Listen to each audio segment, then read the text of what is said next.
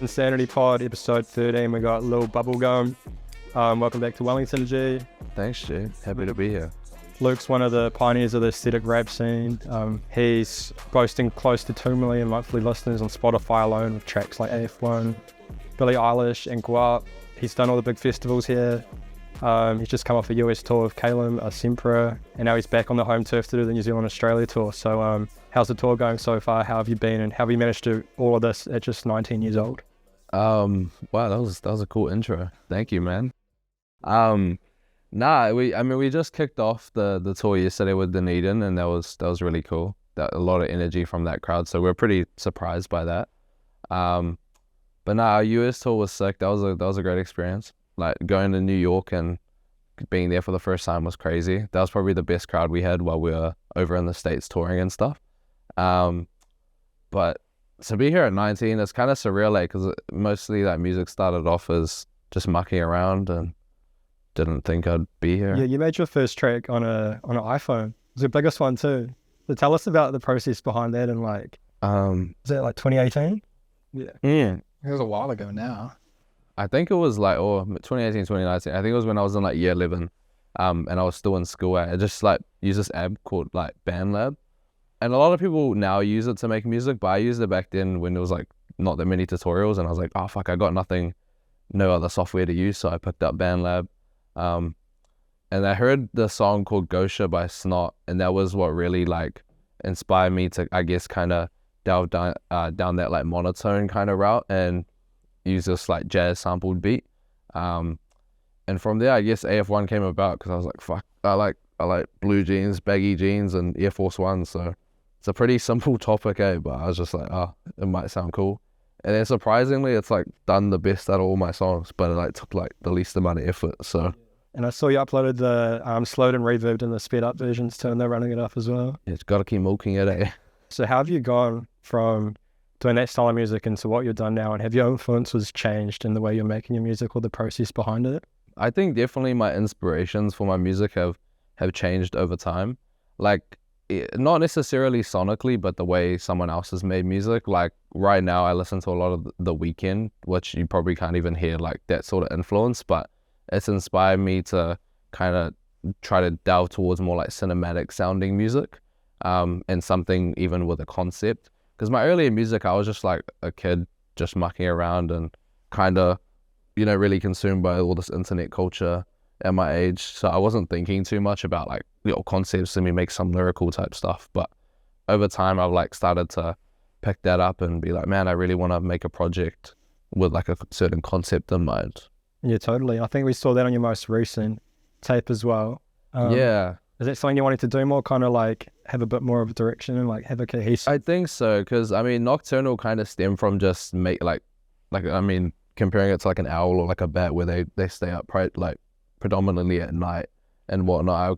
Because I was making music a lot of at night, and that's when I'm the most creative. So I kind of wanted to make like a little EP based around that sort of topic and whatnot. But yeah, I think moving forward, definitely like headed towards more like concept driven directions instead of like piling a bunch of singles on like a tape and just hoping it does well, I guess. Yeah, because what made you want to just start making music to start off with? Like, so you made it at such a young age. Like, that's really unique for like someone in New Zealand, like doing these numbers. Like I was like in year 9, bro, we used to, because I was going to boarding school, so we used to like have like some dude come in and give us like haircuts.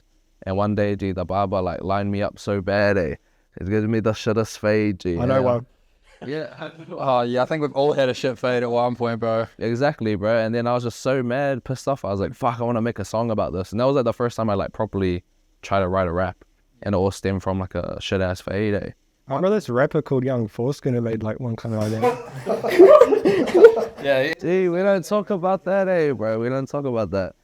Oh, fuck, G. I was like listening to heaps of like meme rappers at the time. Ugly God. Just everyone, to be honest. Even like D-Bangs, just or Lil Boom, even. Just all like the meme type of shit. I was just like, I was bored, so that's what I made. So there was nothing before that, before the haircut, and just like you're like, nah, this haircut shit. This haircut shit, like, yeah, that's where it came from, And then like my whole cabin just learnt the rap, Did you drop his name in it too, the hairdresser? Nah, I don't even remember his name, It doesn't matter, It doesn't matter. Doesn't matter.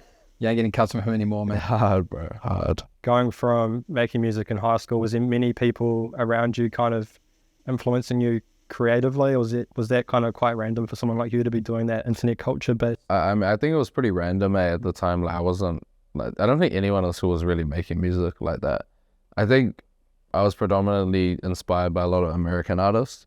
So that's kind of where my inspiration came from. But I was just like, fuck, I was just going through boarding school like everyone else. And I just happened to be making music at the same time. At what point did you start to see any kind of like success or like kind of crazy numbers where you're like, oh shit, I could actually like pursue this? And I think when I was like in year 12 or year 13, so that's like 2019.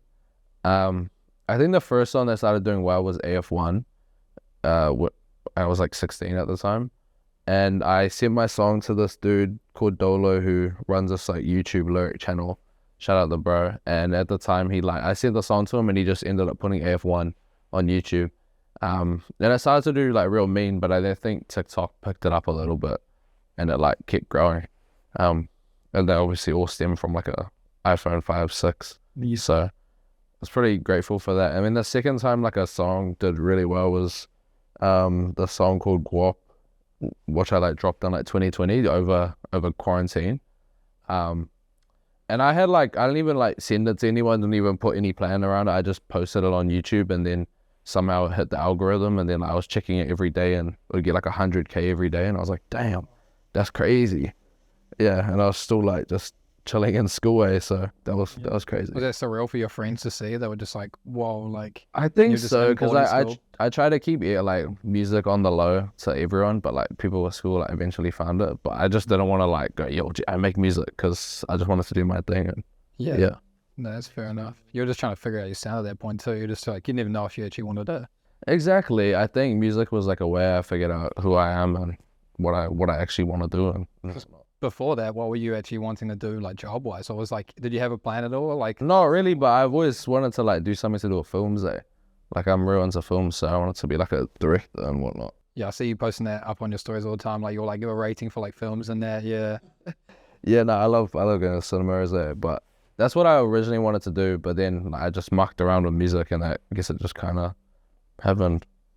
Because you said that was AF1 was building numbers before you sent it to that YouTube channel. How did you manage to get like listeners on it before that if you weren't really telling many people at school, or you were just like posting it up on the internet? Was there any like group chats that you're putting it into, or like? Because sometimes that like initial hype is the hardest thing to get before you can get like any kind of. I think SoundCloud just organically like started picking it up first as well. That's probably even a little bit of TikTok. Like TikTok earlier days kind of picked the song up a little bit. But I think it was mainly like the YouTube channel that helped it grow a lot more, or put it to like a wider audience, I guess. Yeah. How important do you think it is for like up and coming artists or even like established artists like yourself to be utilizing TikTok and like just the crazy amount of like organic reach you can get if you can find like a nice hook or like a nice. I mean, I think it's like the most important. I mean, I see your guys' videos on there as well. Just a few. Yeah, just a light few. But I mean, I think it's so crucial for artists, especially if you have like no fans or whatever and you're just trying to grow. It's probably the easiest way to grow, like TikTok, because it's hard to hit the algorithm sometimes, but like sometimes people create TikToks with like no effort and it'll do well. So it's just about like hitting it at the right time. You can't really control what people like and what they don't like, so it's just seeing what works and what doesn't, and I guess then you find out if it'll do well. Yeah, you seem to be like cracked definitely like the marketing and like obviously other sides too, but I really think you've like cracked how to market yourself very well. The style of music you do as well. Have you had like much help with trying to like do that, or like even on like the label side or anything? Do they kind of help you with like to put out? I mean, in terms of the music I put out, I have like all the control over what I want to release. But in terms of like my image and what I want to portray to people, I have like a bro. I call him a bro, but he's like our creative kind of director for me, and his at is like half of nothing, or I just call him Blue, and he's like always like the most stripped out guy, most chains and whatnot. But he's from New Zealand and he stays in Christchurch, but he's always traveling in between. But he like sort of got me more into like fashion and whatnot, because I think even like what you wear can also be an important part of your image. It doesn't even have to be like some designer shit. It's just something that stands out or like makes you, because that's the first thing I think people like kind of come to if you have like a certain image. Like even the underground artists like Suicide Boys and whatnot, like all their tats and shit, like it's a part of their image. Yeah. So, and that's something you like look at and go, oh shit, that separates them from like everyone else. So I think that's like the most important thing. But I would say, yeah, he's helped me quite a lot, just like figuring out how to market myself. I mean, obviously, like I know a little bit, but the people around you is like the most important thing, eh? How'd you meet him? He was on the first ever shoot we did of like this, I think my first ever music video, Guap, in like 2020, with the bro Jodo Valley. Yeah, shout out Jodo. That video, all his videos are crazy. He's sick, eh? He's sick. But yeah, no, Blue just came in and just like styled a little bit. And that was when I first met him, and I was like, fuck, this guy's like gangsters, eh? But he looks like super posh and whatnot, and he's, you know, he dresses really well for himself, but he's just like such a nice guy, eh? Really easy to get on. Yeah, love the bro. You know, because I saw his following, and I was like, holy shit! And I was saying like, what all he's doing is pretty crazy. There's a lot of 3D, like, Yeah, all that shit, yeah. that's so cool. How important is it for you to have like the people you have around you, like people who are very humble or like people with some experience in the industry, especially like being so young and coming into this fresh?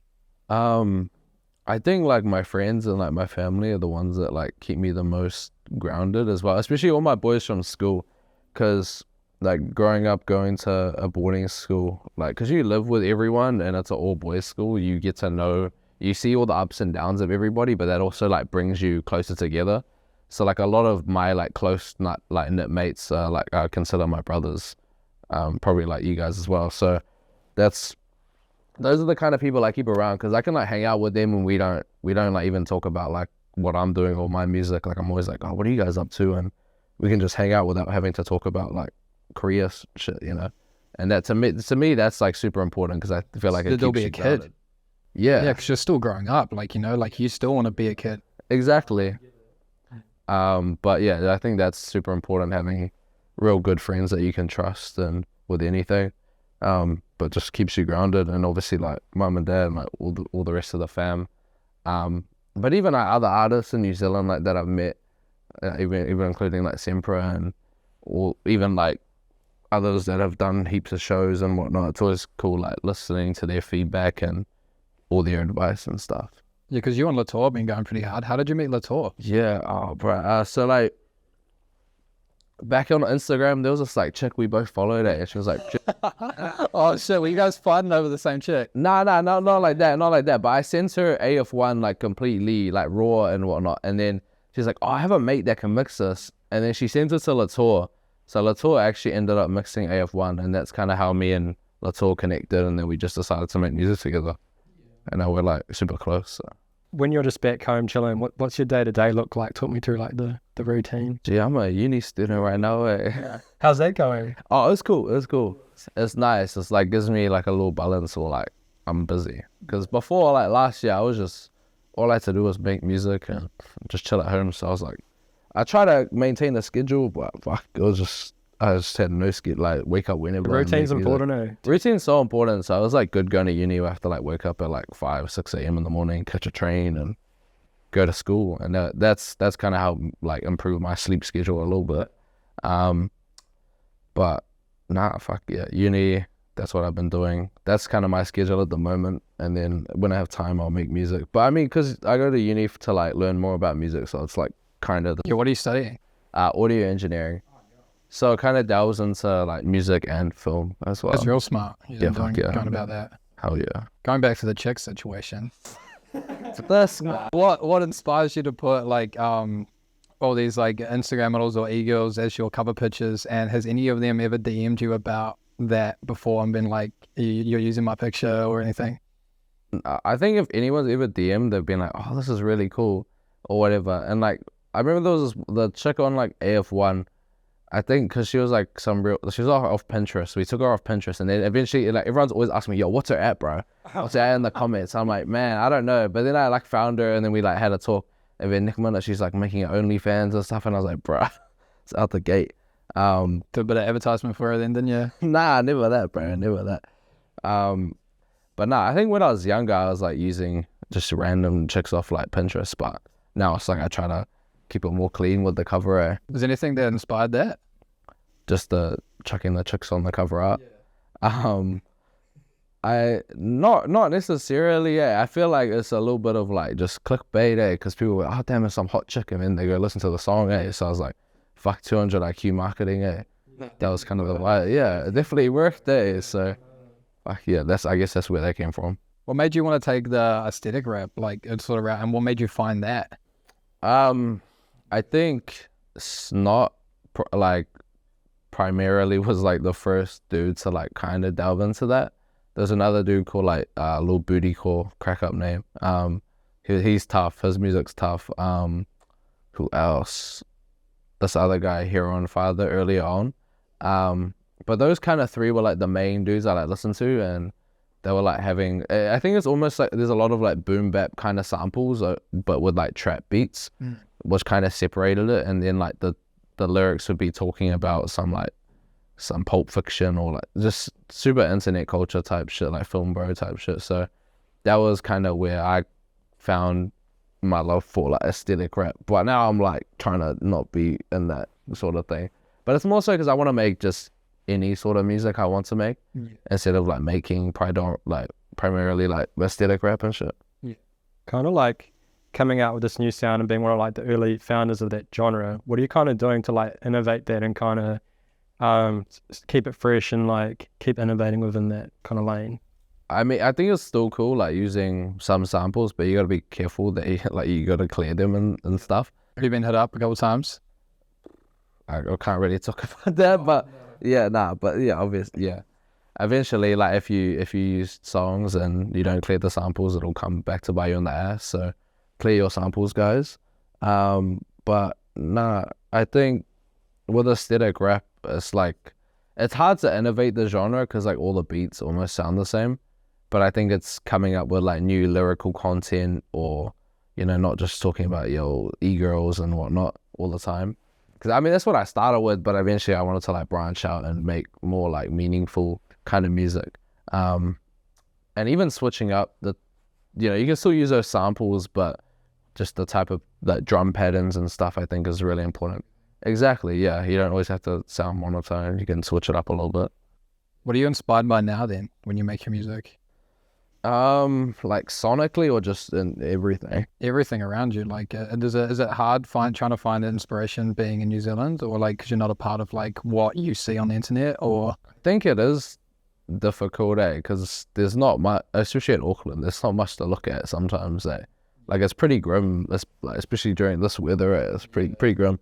I think traveling and even going on tour or whatever brings you inspiration because you're getting to see the world, and even if it's like New Zealand, because I don't usually come down to like the South Island or whatever, so being able to see Dunedin or whatever is super inspirational. It can be like the smallest thing, but it's just seeing nature, and it just brings a little bit of inspiration or something to write about. Or even like tour stories you can write about a little bit as well. Do you find it hard like staying grounded? I think as long as I like live in New Zealand, I think I'll always kind of be grounded, because as long as you keep your friends and your family close, I think it'll be all good. It definitely seems like you're doing that too. Yeah, that's probably why I couldn't like move to America. It's just too much. No, I can do it. I'm a homeboy. I couldn't move to America. I've been to LA and stuff, but it's just like not my vibe. I couldn't live there, How long did you stay in LA for when you went for the first time? The first time, almost like 2 months. Yeah, was that a bit too much? Yeah, that was more than enough for me. Yeah. I mean, I was 17, so it was a bit too much, and I was getting homesick. What made it too much? I think it's like the overall vibe of LA. It can be superficial at times, and that sort of. I mean, you hear about certain LA stuff. I think the more and more times I've gone back, I started to really love LA. Because you accept the good and the bad. But it's like when the first time you go to LA, you like go to downtown LA if you've ever been there, and it's just like crackheads everywhere, like K Road times 10. Like, Oh shit. yeah, it's fucking ruthless, eh? Yeah, I remember you saying on like Snapchat one time that you saw someone just take a shit like in front of you or something. In front of me, bro. I was like, what On the K Road fuck? or in LA? Nah, in LA, bro. Like in broad daylight, eh? I was like, bro, this is wild.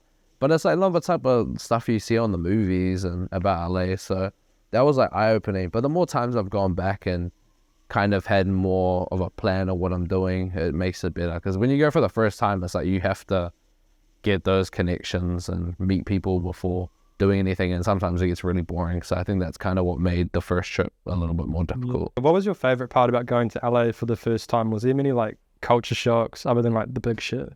I mean, like, fuck, I can't, like, couldn't, yeah, the Beckies, bro. It's the Latinas, bro, like, different level, like, nah. Keep it holy, yeah, keep it holy. What's my favorite part? Probably just the fact that, like, there's just so many famous people there. And you're just surrounded by connections, and everyone in LA, I think, is trying to do something, which makes it just, yeah, you're more motivated when you're there, and you can go to the studio, cook up something really fast, working with like different producers and artists and whatnot. And I it's just a good environment to be in. I think it's good to like go for like a 2-3 week trip, you know, do the mahi and then come back. I don't think I'd stay in LA for too long, but everyone's different. Eh? Like some people kind of like the LA lifestyle. I mean, I kind of prefer New Zealand people a bit more. But it's good to go there just to get heaps of connections, do the mahi and then come back. Well, you're kind of too young for the lifestyle there, yeah, 'cause you're not even 21. Like you can't even go to the clubs or anything. Like you can't. I think that's the worst thing, that you can't even legally drink there, bro. Yeah, no, it's like being a kid again, because I mean, 18 is the legal age for drinking here, and then like Or you can drink when you're 16 here if you have parents. well, if your parents, yeah, but then yeah, over there it's like so strict, It's kind of stupid. You can like go buy a gun when you're like 18, and you can't drink till you're 21. What? You can get a gun when you're 18? Yeah, bro, I thought there was 21 too. nah, I'm pretty sure the gun like laws over there like loose as. Yeah, I mean, why do you think there's like so many like? Yeah. No, I know it's loose, but I didn't think it was like that. I didn't think it was 18. They're like that's pretty interesting that you can buy a gun and you can't buy a box. I'll buy it. That's what I'm saying. It's It wouldn't be a dumb, good mix anyway. At least you know you have kind of one, but not the other. That's what I mean. Yeah, I mean the drinking culture over there is different. It's different. Did you go to many parties? I went to a few. I just feel like people they don't horse it like New Zealanders and like Aussies do. It's a different culture. Like they rock up with like a 6-pack, eh? Yeah, or they just drink it straight, Or straights? Yeah. So coming from an all boys boarding school, how did you get your wrist, bro? Did you practice it on the homies or? I practice it on the bro. You see a lot of such shit in the old boys school, man. Like I remember I had a mate that was like, we had the bathroom stores and there were curtains, so there were no doors and shit. So people could run past your shower store and just rip open the curtain while it was like having a shower. Yeah. So you'd be like guarding like the fucking shower, G, so no one would see your things, bro. Yeah. And I had like a mate, G, that would like slide under people's like shower stores. G, like fully bare naked, G, where like people's like feet have been like on the. I was like, bro. And I remember one time I like opened a shower curtain and then he like chased me naked around the whole thing, G. And I just didn't look back at it. It was traumatizing, man. Bro, what the hell? What were the teachers doing then? Gee, they have no idea, man. They have no idea. But yeah, old boys school is it's an interesting experience. Yeah. But yeah, in terms of like, I think that's the biggest problem. I mean, you know, like from an all boys school, like, because there's no girls, it's just, you know, like some people just leave school and like have no idea how to talk to girls. I was pretty lucky to have like friends like all around the other high schools because like just like from intermediate and shit like that. Yeah. But like fuck, some people just like wouldn't be like that. But like at a party and shit like that. Yeah. It is pretty interesting. I mean, we were right next to like Dio, which is like another girls' school as well. That's like our sister school. And we're like in Newmarket, so you go to the mall and there's like just heaps of girls' schools. So that's all good. So how were the balls? How are the balls? Like the school balls, like the mixers. Prom. Nah, they were all good, but like the DJ was always just playing like shit ass songs, like just party in the USA, like vibes, you know. Did your homies try to get your music on there? Nah, I didn't think they could request it, I think it was the funniest thing, because there was a year 12 and year 13 ball. I went to like the year 13 ball. And I remember like, it's funny because like the day after I went to like straight to the USA. So that was that was a funny experience straight out of there and straight to the USA. Like to me, ball, I just like treat like just have fun with the homies and whatnot. because the girls are pretty mud. But yeah, nah. After like going overseas, playing shows there, making music, and coming back into this environment, what's some things you think New Zealand could potentially be lacking in, and what do you think some things that New Zealand are doing well for like the culture here? I mean, this is my personal opinion, but I feel like it's kind of hard to generalize everything. But in terms of music and the area I'm in, I feel like there's just so many talent. There's so much talent and hard work here. You know, there's so much musical talent, especially, but some people just don't put out enough music, or they're just waiting for the right time. But I think sometimes, you know, you never know when the right time is to put out music. And I think it's good just to put it out there into the universe and just see how it does. Because there's just too many talented musicians here. And I think that's one thing we lack in I guess not believing in ourselves enough, or being confident enough to put something out. Because sometimes it's like some of the best music I've heard, and it's come out of New Zealand. So Who are they, to name a few? I have a bro that's out west called Yiko. I mean, you might know Yiko, bro. But his like unreleased shit is so hard, bro. And I'm just like, bro, you need to get that shit out there. There was like a story that I saw, like him in a car, and I was like, holy, like this song's crazy. And then he took down one of those songs recently, like the Open Windows one. I was like, damn, I was like, that song's so hard. Exactly, man. It's like that's one artist I can name, and like, yeah, shout out to bro, man. His music's fucking tough, but it's like there's just so much unreleased shit that if it was put out into the world, man, it'd change like a lot of New Zealand, or just the world in general, because a lot of that type of music isn't coming out of New Zealand. So yeah, I don't know if I could name like everyone, but I think, yeah, just generally there's a lot of great music. I feel like artists kind of get stuck in some artists get stuck in like a perfection loop where like they keep making stuff, but it's in their head it's not quite as good as their last release, or like they're too caught up in the numbers. You know, what's some things you do to kind of like drop consistently and just like be obviously quite content with what you're doing? I think it's hard because it's hard for me to speak on that, because I feel like I'm starting to become more of a perfectionist as well. I mean, I think it's great to have like mates that aren't yes men that'll tell you if a song should, or like you should change it. Like I've had like a mate tell me to change this verse, and it's made the song way better just because of like he's been that could be better, you know. But yeah, it's hard because I'm becoming more of a perfectionist. But I think at the same time, it's like, you know, music's subjective. Some people are gonna like your music, some people aren't, and I think that's the way you gotta treat it. You can't be too harsh on yourself, and just get that shit out there. When do you think you make your best work, and like is there something you tap into, or is there like something you're looking for in a song you personally really like yourself that you put out? I think if you're like emotionally in a mood, then I think you can put out better, you can make better music. I think if you're just making music just to make music, or you're just forcing yourself to produce something, and it won't necessarily come from your heart.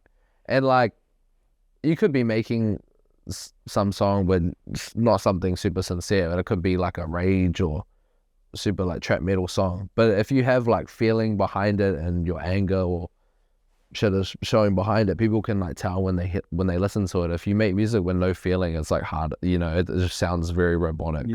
So I think that's like the best way I'd approach it is like, if I don't force music. If I can't make something in a day and I'm not being inspired, then I just won't make it.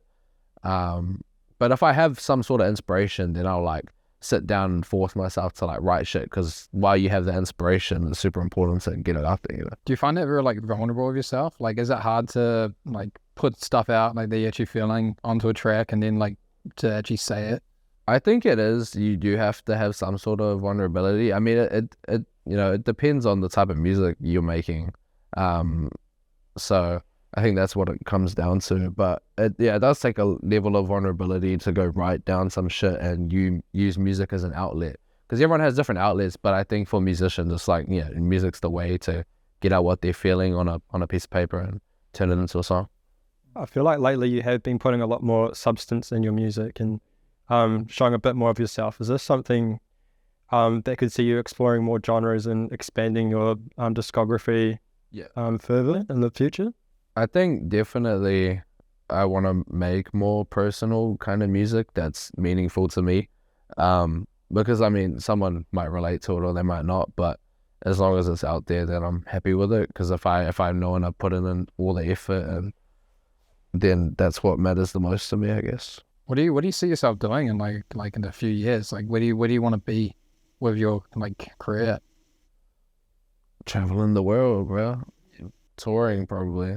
I don't know. I don't know how things are gonna work out. I just know that whatever I'm doing, even if I'm not an artist, I still want to be in the music industry, and that's kind of why I'm going to uni. So it's like, fuck, if I'm engineering or I'm producing for someone, then I'm still like have some sort of hand in the industry, you know.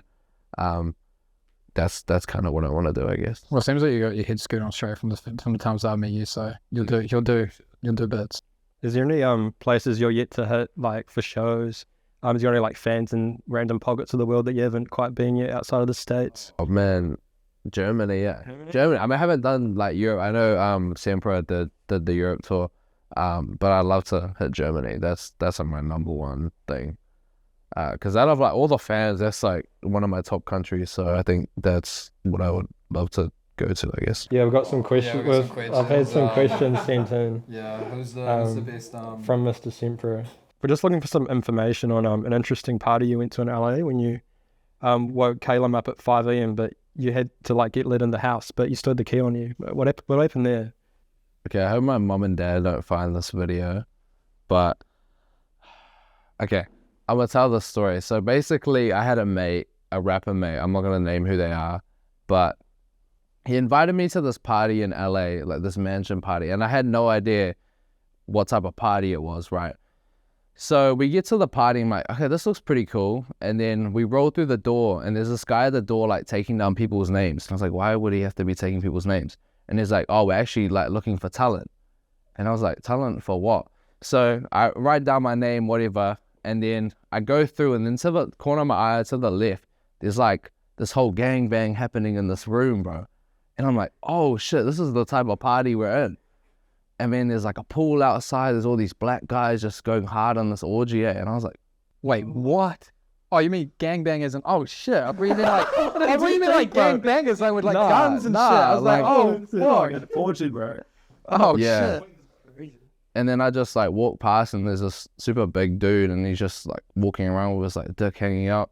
And then he just like talks to the chick. He's like, bro, I need something to come in. And I was like, bro, what the fuck did I just walk myself into? And this was like this year, and I'm like forever traumatized from that, bro. Like How long did you stay? Oh, bro, because they had like a bar there, so I was just, you know, fucking ranking up the free drinks and whatnot.